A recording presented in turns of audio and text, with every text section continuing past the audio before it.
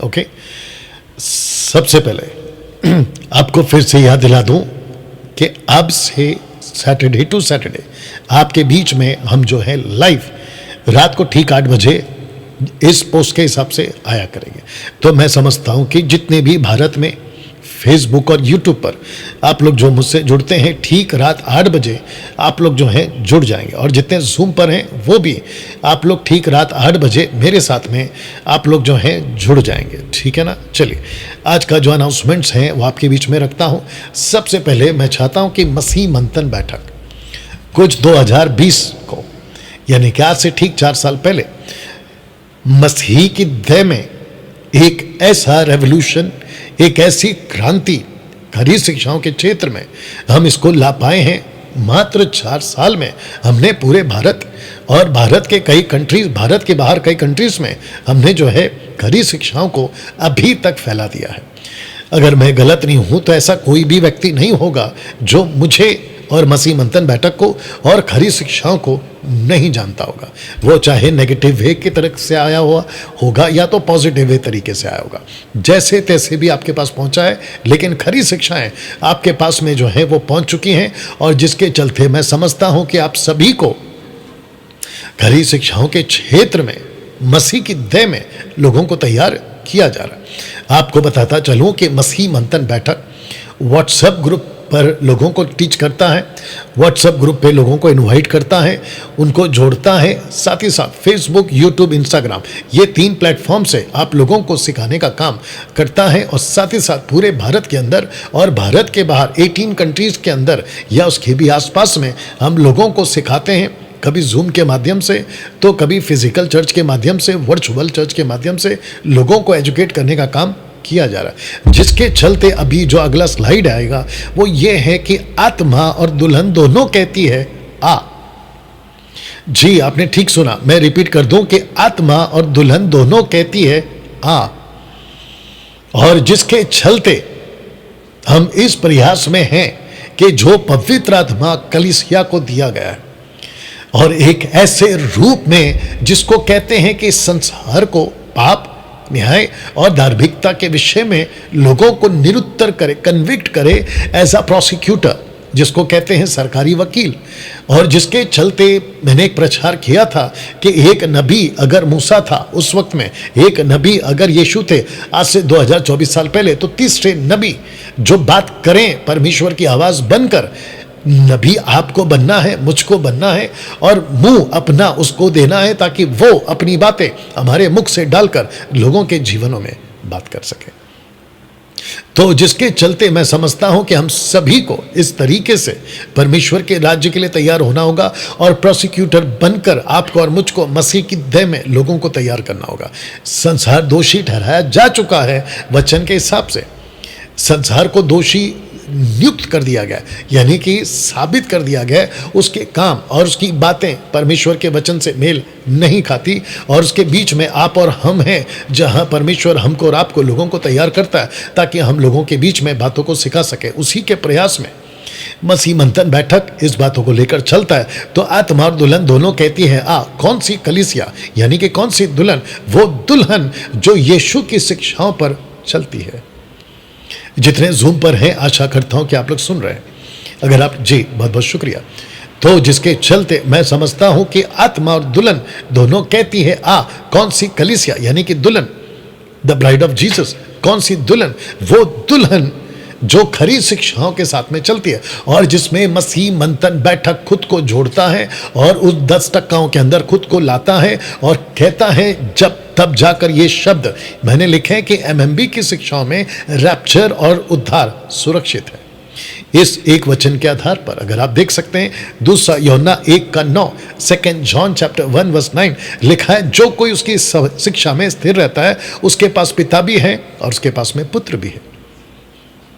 तो जिसके चलते मैं समझता हूं कि आप सभी को, मुझको ये बात को समझना होगा कि हम इतने डंकी की चोट पे ये बात को क्यों कह पाते हैं, क्योंकि यीशु की शिक्षाएं, पतरस की शिक्षाएं, पौलुस की शिक्षाएं, पहली सदी की शिक्षाएं और एमएमबी की शिक्षाएं बिल्कुल एक जैसी हैं। तब जाकर हम लोगों को ये कहने की साहस कर पा रहे हैं। और मैं डंके की चोट पे ये बात को कहता हूँ कि अगर इस वक्त में जो मुझे देख रहे हैं, आप कौन से चर्च से हैं, आप कौन से डिनोमिनेशन से हैं, उससे कोई फर्क नहीं पड़ता कि आप कहाँ से, लेकिन मेक श्योर कि आप दूसरा यूहन्ना 1:9 के हिसाब से यीशु की शिक्षाओं के साथ में बने रहें। और जो यीशु की शिक्षाओं के साथ बना रहता है उसका रैप्चर और उद्धार सुरक्षित है, और वो पक्का अपना अनंत काल का जीवन प्रभु के साथ में बिताएगा। क्योंकि सारा खेल यही तो है कि हम खुद को बचा सकें। तब जाकर ये बातें आपके बीच में रखी हैं। और मैं फिर से कह दूं कि यीशु की शिक्षाएं, पतरस की शिक्षाएं, पौलुस की शिक्षाएं, पहली सदी की शिक्षाएं, और इस वक्त आज के 21वीं सदी में मसीह मंथन बैठक की शिक्षाएं बिल्कुल एक जैसी है। हम क्या क्या चीज़ को नहीं मानते जो कि लिखा है आपके बीच में। हम जिब्रिश को नहीं मानते। जिब्रिश से मेरा मतलब है रबा रबा शबा शबा लबा लबा। और साथ ही साथ एक नाम का बपतिस्मा हम नहीं देते। हम बपतिस्मा देते हैं वो भी डूब का, पिता, पुत्र और पवित्र आत्मा के नाम से। हम 3 लेते हैं, लेकिन डुबाते एक बार। डैनियल भाई, डुबाना ज़रूरी है? जी हाँ, डुबाना ज़रूरी है। क्योंकि डुबाने का मतलब होता है कि आप जाते हो पानी में, उसको कहते हैं डुबाना। आप जब पानी से ऊपर आते हो उसको कहते हैं कि आपका जी उठना। जैसे यीशु ने कहा पौलुस के माध्यम से, रोमी की किताब उसका 6वां अध्याय वचन 4 में, कि हम सब ने यीशु का बपतिस्मा लिया, उसके मृत्यु का बपतिस्मा लिया। तो मृत्यु में यीशु अंदर गए और मृत्यु में यीशु बाहर आए। और इसी बात को इफिसियों की किताब उसका 4वां अध्याय वचन 7 और 8 में हम देख पाते हैं कि वो उठाया गया, नीचे पहुंचा और वो उठाया गया। डिसेंशन असेंशन, इस बात को हम देख पाते हैं ना, जिसके चलते ये बातों को हम सिखाते हैं ना। लिखा है कि दशमांश की शिक्षा को हम नहीं मानते। हम किसी प्रकार के कलीसियाओं के ऊपर उनकी तनख्वाह का 10 हिस्सा नहीं मांगते। मैं वापस कह देता हूं कि हम किसी की तनख्वाह का 10वां अंश या 10th हम नहीं मांगते। उस व्यक्ति को अपना 10 नहीं देना है, उस व्यक्ति को अपना पूरा जीवन 100% देना है। वो 10 क्यों दे और 10 का आंकड़ा हम क्यों रखें? और ये बकवास की जो बातें लोग सिखाते हैं कि अगर आप 10 देते हो तो आप विश्वास योग्य गिने जाते हो, ये कैसे कॉन्सेप्ट है? ये कहाँ से आया? जिस बाइबल को मैं पढ़ता हूँ उसके अंदर नहीं लिखा है, खास करके यीशु, पौलुस, पतरस, किसी ने ये शिक्षा नहीं दी, जिसके चलते हम ये शिक्षाओं को नहीं देते। आपको देना है, अपनी मर्जी से देना है। और जो परमेश्वर खुद कहता है, निर्गमन की किताब उसका 25 का अगर आप 1 पढ़ोगे तो लिखा है कि जो अपनी मर्जी से देते हैं उसी से भेंट लेना। लेकिन आजकल 90% कलीसियाओं के अंदर ये चल रहा है कि लोग दबाव के साथ में और लालच को दिखाकर और डर को दिखाकर कि अगर आपने नहीं दिया तो आपके ऊपर श्राप आएगा, ऐसे किसी प्रकार की बातों को वचन सपोर्ट नहीं करता।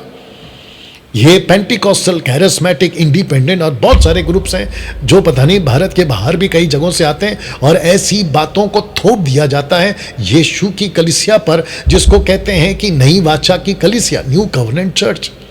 ऐसे किसी प्रकार की शिक्षा को मसीह मंथन बैठक नहीं मानता। और उसी वजह से मैंने कहा है कि जो शिक्षाएं यीशु की है उसको लेकर हम चलते हैं। और इसी वजह से मैं कह पा रहा हूं कि रैप्चर और अनंत काल का जीवन आपका सुरक्षित है। डैनियल भाई, अगर कोई दशमांश देता है तो उसमें गलत क्या है? गलत इस बात का है, पैसा गलत नहीं है। आप 10th दो, 20 दो, 40 दो, गलत नहीं है। लेकिन ये जो कॉन्सेप्ट आया है ये व्यवस्था के दायरे में आया, और जो व्यवस्था के दायरे में है वो श्रापित है। और ऐसे किसी प्रकार के श्रापित में आप नहीं रहें, इस बात की सिखाने की जिम्मेदारी हम शिक्षकों की है, जो मसीह की दुल्हन को तैयार करने के लिए लगे हुए हैं। उसी बेस पे ये बात को मैं कह रहा हूं। साथ ही साथ में हम लोगों को नीचे नहीं गिराते, जिसको कहते हैं लेइंग हैंड्स। हर सप्ताह नीचे गिराना, हर सप्ताह कहना। एक सिस्टर है जो अभी विदेश में, वो अपने प्रोग्राम का 72 आवर्स वर्शिप कॉन्सेप्ट का 72 आवर्स वर्शिप कॉन्सेप्ट का प्रमोट कर रही थी, और वो कह रही थी कि आत्मा से भरना। मेरा क्वेश्चन ये है कि आत्मा से हम तब भर जाते हैं जिस दिन उद्धार पाते हैं, तो फिर वो कौन सा आत्मा से भर रहे हैं जिसको 72 आवर्स का कॉन्सेप्ट प्रेयर वर्शिप आप चला रहे हो? तो ऐसी किसी प्रकार की बातों को हम नहीं मानते। हम यहूदीवाद की शिक्षा को नहीं मानते। हम मनुष्य परमेश्वर मनुष्य है, माफ करना, मनुष्य परमेश्वर है। हम इस सिद्धांत को भी नहीं मानते। हम मानते हैं कि महिलाएं पास्टर बन सकती हैं। हम मानते हैं कि उद्धार के बाद में प्रभु बोझ देना चाहिए। अब बहुत सारे लोग ऐसे भी हैं जो कहते हैं कि प्रभु बोझ उसी शर्त पे देना है जिसका बपतिस्मा होता है। उद्धार तो होना ही चाहिए, उसके बाद उसका बपतिस्मा होना चाहिए, उसके बाद में उसको प्रभु बोझ देना चाहिए। ऐसी टीचिंग और ऐसी शिक्षा बाइबल में नहीं है।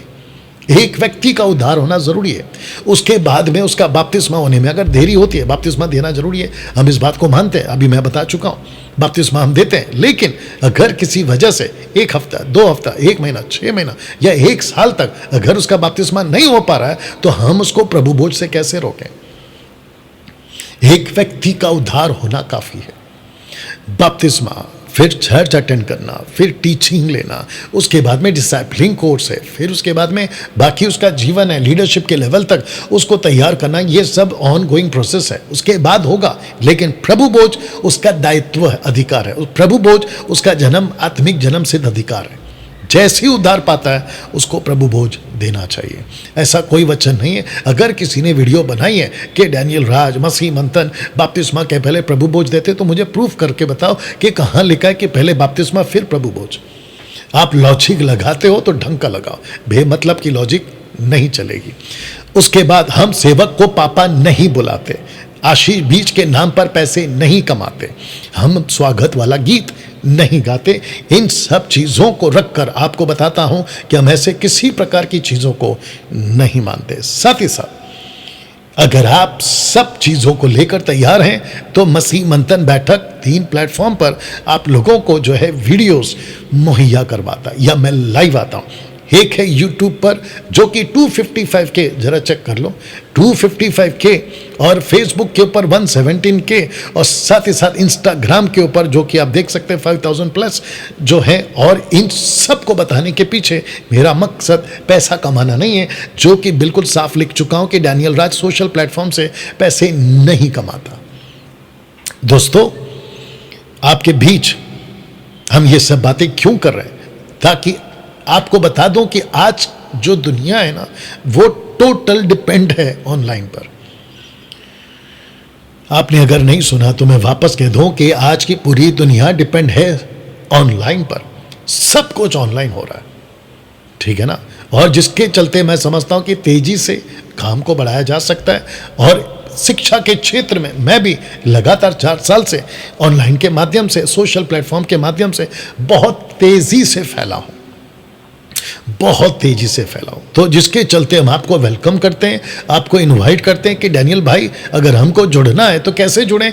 आपको इन 3 नंबरों पे आपको कॉल करना है, और उसके बाद में आपको जो है MMB वर्ल्ड ग्रुप, व्हाट्सएप का जो ग्रुप है, उसमें आपको जोड़ दिया जाएगा। इनमें से किसी पर भी फोन करें और आपको जो है उसके बाद में जोड़ दिया जाएगा।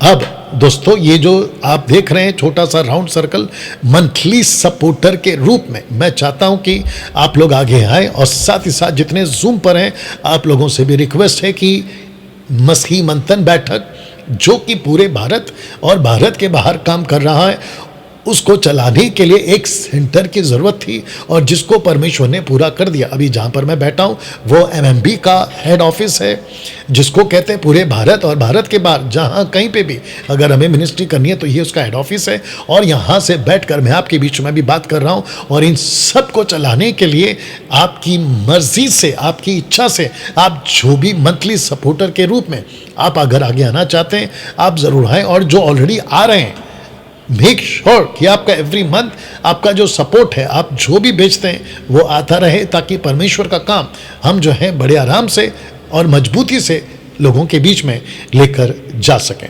तो जिसके चलते ये बातें आपको हम बता रहे हैं ना दोस्तों।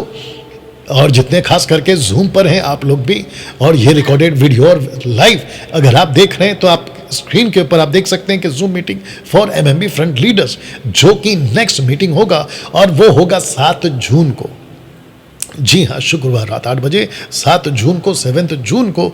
और लिखा है कि ऑल मेंबर्स मस्ट ज्वाइन, आप सभी को जुड़ना बहुत ज़रूरी है। तो ये चीज़ का भी आप लोग जो है ध्यान रखेंगे। जितने फेसबुक पर हैं, आपको फिर से याद दिला दूं कि आप अपनी उंगलियां चलाते रहें, और जितना शेयर कर सकते हैं, वॉच पार्टी कर सकते हैं, इसकी लिंक कॉपी करके आपके जो व्हाट्सएप ग्रुप्स हैं, मैंने कहा था ना, आप लोग अपना अपना व्हाट्सएप ग्रुप बनाएं, इसकी लिंक कॉपी करें और उस व्हाट्सएप ग्रुप में डाल दीजिएगा, ताकि जिसके चलते लोगों को जो है, अभी मैं लाइव हूँ, उसकी टीचिंग भी उनको मिलती रहेगी ना दोस्तों। बहुत अद्भुत काम जवानों के बीच में 31 मई से, यानी कि इसी महीने के 31 तारीख से। तो लिखा है कि 31 मई 2024 इसकी हम शुरुआत कर रहे हैं। लिखा है starting from 31 May 24 Friday 8 PM onwards, और ये सिर्फ और सिर्फ जूम पर होगा। और जितने यूथ हैं उन सबको जुड़ना है। लिखा है कि तैयारी अगली पीढ़ी की खरी शिक्षाओं के साथ। तो इस वक्त जो रिकॉर्डेड वीडियो देख रहे हैं, मैं आपका वेलकम करता हूं इस यूथ मीटिंग में, जो कि जूम पर होगा। डैनियल भाई, हमको नहीं पता था, हम अभी अभी सुन रहे हैं, तो हम इस मीटिंग में कैसे जुड़ें और हमको लिंक कैसे मिलेगा जूम का? तो आपको इनको कॉल करना है, पौलोमी घोष को कॉल करना है, और इस नंबर पे कॉल करके आप जो है सबसे पहले MMB व्हाट्सएप ग्रुप में जुड़ जाएंगे, जो कि यूथ का अलग से बना है। और उसके बाद उसी व्हाट्सएप ग्रुप में आपको जो है हम लिंक मुहैया करवाएंगे।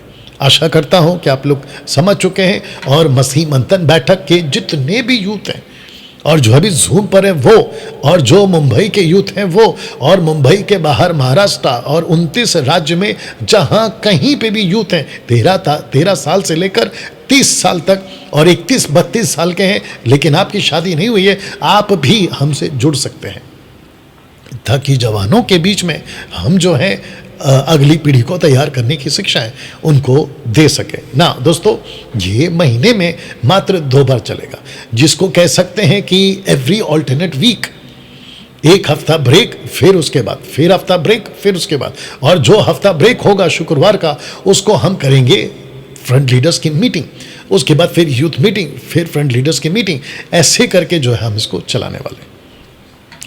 मुझे बेहद बेहद खुशी है कि मैं आ रहा हूं, मुझे बेहद खुशी है कि मैं आ रहा हूं पुणे, और जिसके चलते मैं समझता हूं कि पुणे के अंदर, पुणे में माफ़ करना, हम काफ़ी दिनों से नहीं आए, इनफैक्ट 2 महीनों से हम नहीं आए। तो खास करके जितने भी पुणे के लोग हैं जो अभी आप देख रहे हैं, और MMB के जो लीडर्स हैं जो अभी मेरे साथ जूम पर जुड़े हैं, आप लोगों को बता दूं कि माफ़ करना, अगले महीने के 8 तारीख को सैटरडे मैं पुणे आ रहा हूं, और वो भी जो जगह है वो है YMCA, पुणे YMCA, और पुणे इसको ऐसे ही लिखते हैं, इसलिए मैंने भी डाल दिया। अधिक जानकारी के लिए आपको जो नीचे नंबर दिए गए हैं उस पर आपको कॉल करना है, और वहाँ से फिर आपको जो है बाकी जानकारियाँ मिल जाएगी। याद रखिए, जो वक्त है जहाँ पे मैं खुद आऊँगा वो वक्त है 6 PM to 8 PM, आपको उसको ध्यान रखना है। ओके, आशा करता हूँ कि